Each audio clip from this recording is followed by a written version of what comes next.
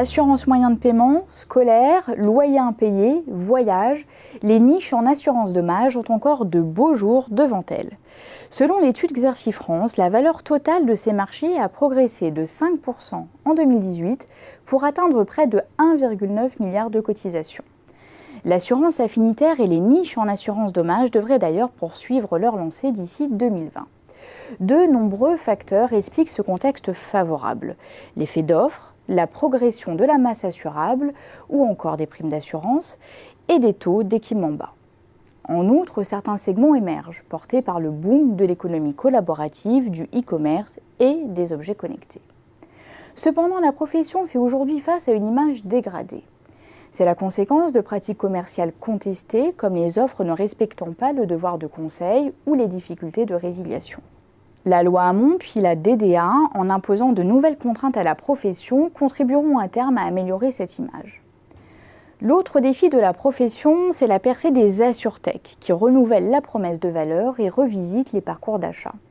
Courant 2018, la start-up Valou a ainsi lancé une couverture d'assurance à la demande pour les appareils nomades.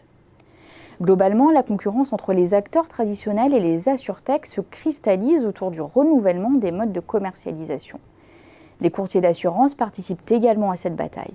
Citons le spécialiste SPB qui s'affiche comme le leader de l'assurance affinitaire. Les géants du digital lorgnent aussi ces marchés. C'est le cas d'Amazon qui s'est déjà positionné sur l'assurance pan-extension de garantie avec son offre Amazon Protect. Face à l'évolution des conditions de marché et des règles du jeu de la concurrence, les acteurs traditionnels s'allient à des jeunes pousses comme la Maif avec Valou et Generali avec Otherwise. Pour lutter contre la concurrence plus frontale des GAFA, les banques assureurs, eux, multiplient les offensives et s'installent dans le portage des risques.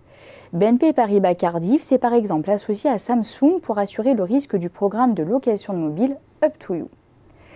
En parallèle, les acteurs s'appuient sur l'univers du numérique. De nombreux acteurs ont répondu aux appels d'offres lancés par les plateformes d'économie collaborative. AXA, par exemple, a développé des solutions d'assurance pour Blablacar, Uber et Deliveroo. Représentant un terrain de jeu émergent pour les acteurs, le numérique se révèle aussi un gisement de ressources nouvelles pour adapter l'offre, comme en témoignent les solutions d'assurance à la demande lancées récemment. Les nouvelles technologies révolutionnent aussi la gestion des sinistres tout en améliorant la satisfaction clientèle. C'est ainsi qu'AIG déploie depuis fin 2018 une solution de gestion des sinistres intégrant l'intelligence artificielle.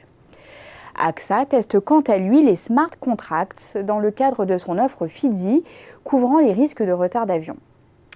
Preuve, s'il le fallait encore, de la recomposition des marchés de niche dans l'assurance dommage autour de systèmes d'offres à fort contenu technologique.